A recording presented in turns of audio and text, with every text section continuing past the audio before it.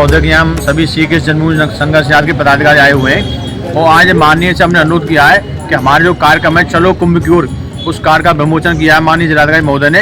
और हम सभी सनातन हिंदुओं से अपील करते हैं कि ऐसा दिव्य और भव्य कुंभ ना तो लगा है ना लगेगा।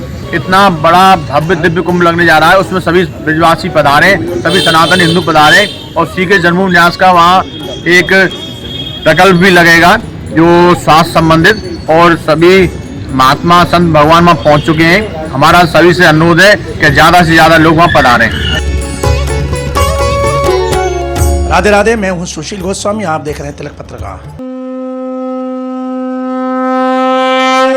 भगवान श्री कृष्ण जो कि जन जन के आराध्य हैं और विश्व भर के लोग भगवान श्री कृष्ण को पूजते हैं, और उन्हीं सुदर्शन चक्रधारी मुरली मनोहर भगवान श्री कृष्ण का जन्म आज से 5252 वर्ष पूर्व मथुरा में हुआ था। मथुरा में जहां उनका जन्म हुआ, आज उस जगह श्री कृष्ण जन्म स्थान नामक मंदिर है। लेकिन इस मंदिर को लेकर कुछ धर्मावलंबियों द्वारा ये कहा जा रहा है कि यह मंदिर अपने प्राचीन जगह पर नहीं है, इसकी प्राचीन जगह अन्य है, और इसको लेकर एक विवाद न्यायालय में लंबित है।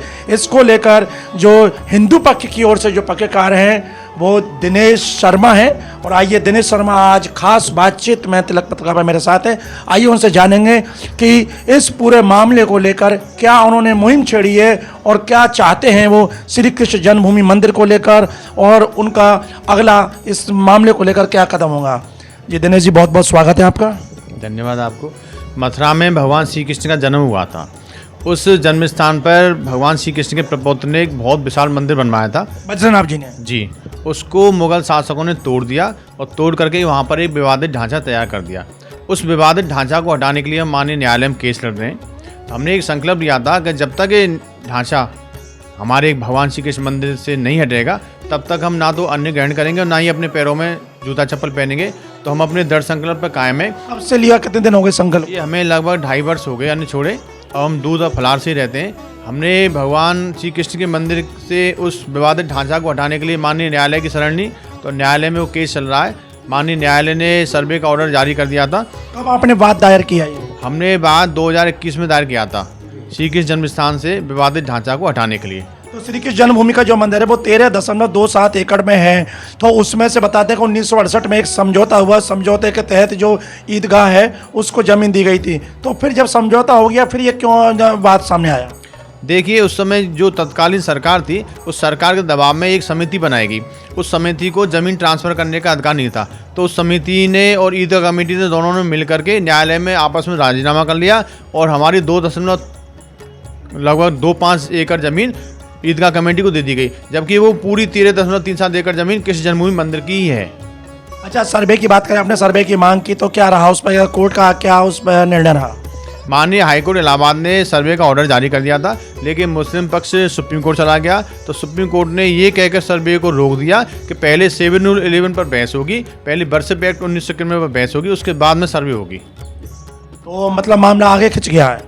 हाँ, मामला अब सुप्रीम कोर्ट में चल रहा है और हमें पूरा विश्वास है, क्योंकि जितने भी प्राचीन साक्ष्य हैं वो सब हिंदू पक्ष के पास हैं, उन्होंने न्यायालय में जमा कर दिए, और मुस्लिम पक्ष के पास तो बिजली पानी का बिल भी नहीं है जिसको वो यह दिखा सके और कह सके ये उनका विवादित स्थल है। क्योंकि संपूर्ण विश्व जानता है कि भगवान श्री कृष्ण का जन्म मथुरा में हुआ था, लेकिन मुगल शासकों ने जो विदेशी आक्रांतक आए उन्होंने मंदिर को तोड़ करके ये विवादित ढांचा बनाया था। तो इसको लेकर एक जन जागृति के लिए आप कभी यात्रा करते हैं, तो कभी अब आपने शुरू किया, क्यों प्रयागराज में 13 जनवरी से कुंभ शुरू हो रहा है, मथुरा से आपने कुंभ चलो यात्रा भी शुरू की है, तो इसका क्या उद्देश्य है? कुंभ में लेकर आप क्या आगे इसको लेकर मुहिम को चला रहे हैं?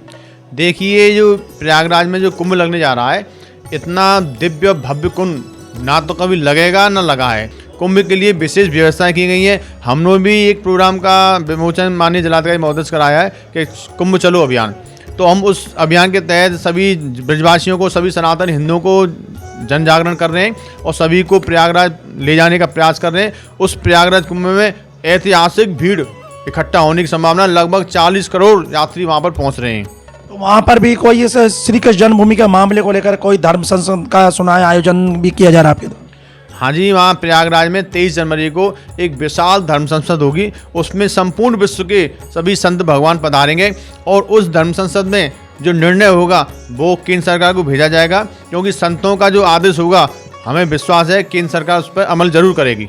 लेकिन केंद्र सरकार की बात नहीं रही, जब मामला न्यायालय में है तो न्यायालय में तो दोनों पक्षों को न्यायालय द्वारा सुना जाएगा और उसके बाद न्यायालय द्वारा उस पर कोई निर्णय आएगा। तो फिर इसमें धर्म संसद की आवश्यकता कहाँ पड़ी? फिर क्या चाहते हो धर्म संसद के मामले? क्या आपको न्यायालय पर विश्वास नहीं है? देखिए, हमें न्यायालय पूरा विश्वास है।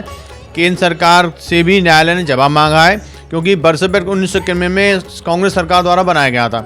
उस बर्थ एक्ट को खत्म करने के लिए माननीय सुप्रीम कोर्ट में केस चल रहा है। तो सुप्रीम कोर्ट ने केंद्र सरकार को आदेशित किया है कि वो अपना पक्ष रखे, तो केंद्र सरकार उसमें अपना जवाब देगी, और केंद्र सरकार अपना जवाब देगी तो उसमें संत भगवान की जो धर्म संसद है उसका भी जिक्र हो सकता है। तो उसकी तैयारी आपकी हो गई है? हाँ, उसकी पूरी तैयारी है। धर्म संसद 23 जनवरी को होगी, और हम सभी सनातन हिंदुओं से अपील करना चाहते हैं कि धर्म संसद में पधारें। वहाँ पर संपूर्ण विश्व से सभी संत भगवान आ रहे हैं। देखो, हमारे साथ रहे दिनेश शर्मा, जो कि मथुरा के श्री कृष्ण जन्म स्थान और ईदगाह का जो विवाद है उसमें हिंदू पक्ष की ओर से पक्षकार है। न्यायालय में आपके द्वारा 2021 में एक वाद डाला गया और उनका कहना है कि जो श्री कृष्ण जन्म स्थान की 13.27 एकड़ जमीन है उसमें से जो 1968 में समझौता के तहत और ईदगाह कमेटी को 2.37 एकड़ जो जमीन दी गई थी, तो उस जमीन को वापस दिया जाए। उन्होंने कहा कि जिस समय ये समझौता हुआ वो न्यायालय के अनुसार वो समझौता अवैध है और इसीलिए उन्होंने न्यायालय में वाद डाला है। इसी के साथ उन्होंने कहा कि न्यायालय अपना जो कार्य है वो अपना कर रहा है, न्यायालय पर उनका पूरा भरोसा, जो फैसला आएगा वो उन्हें स्वीकार होगा।